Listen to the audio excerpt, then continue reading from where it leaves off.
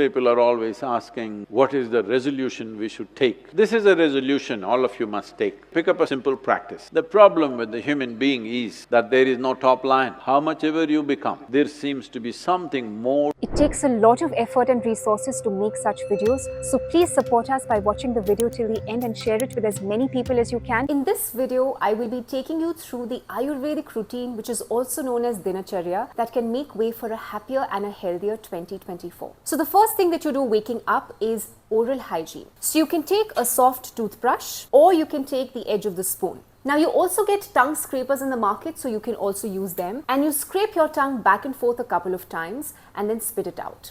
This will help to maintain a good oral hygiene.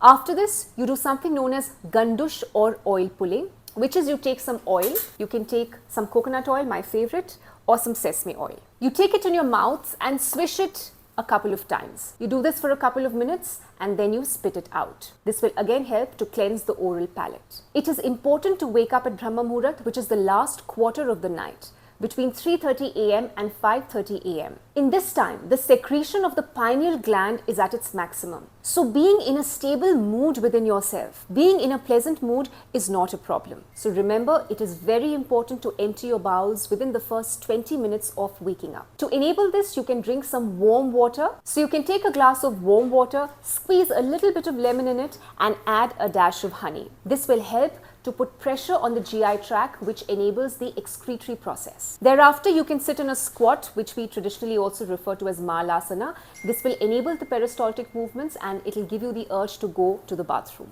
I'll be taking you through the other process after we hear a few words of wisdom from Sadhguru. The new year has already begun. In this culture, we call this Agrayana, that means a new beginning. Post-solstice, the winter solstice, which is the 22nd of December, Agrayana has happened. The new beginnings have started because sun's southward movement came to a standstill on that day and then started moving northward. What resolution you should take? What should you do in the coming year? So the important thing is our life longing to become something more. If we want to enhance our life into a bigger possibility than what it is right now, the most important thing is to take charge of the two instruments that we have, our physical body and our psychological or mental faculties. If you don't take charge of these two things, everything will be accidental. When life is accidental, what are you going to resolve? There's no such thing. So it's very important that these two things must be taken charge of. This is a resolution all of you must take. Pick up a simple practice. If you can do inner engineering and Shambhavi, that's the best way to start. But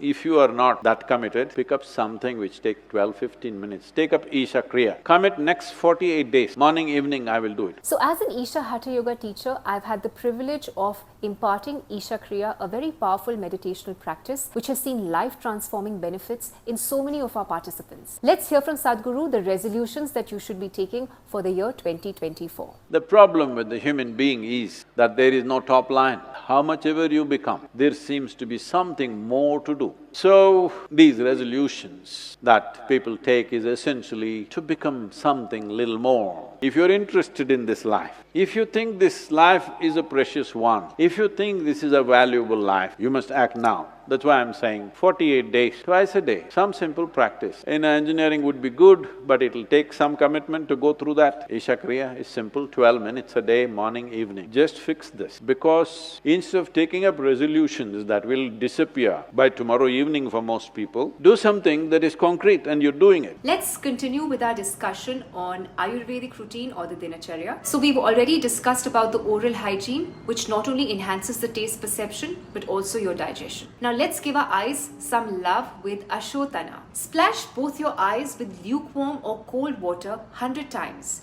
each to beat the tiredness and clear out the gunk. If 100 times each day is too time-taking, do it at least for 5 minutes.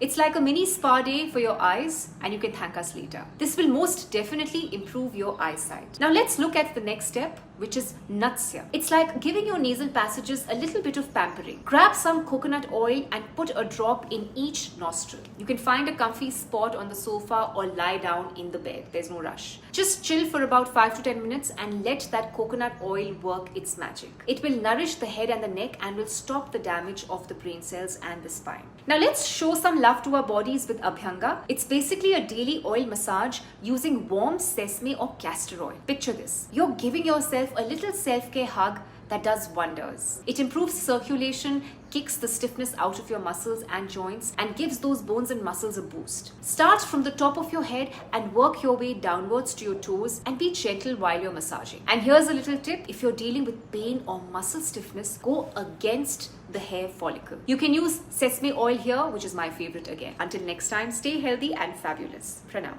To get free tips on food, health, Ayurveda, lifestyle, and yoga by Sadhguru, please join our WhatsApp and Telegram link below.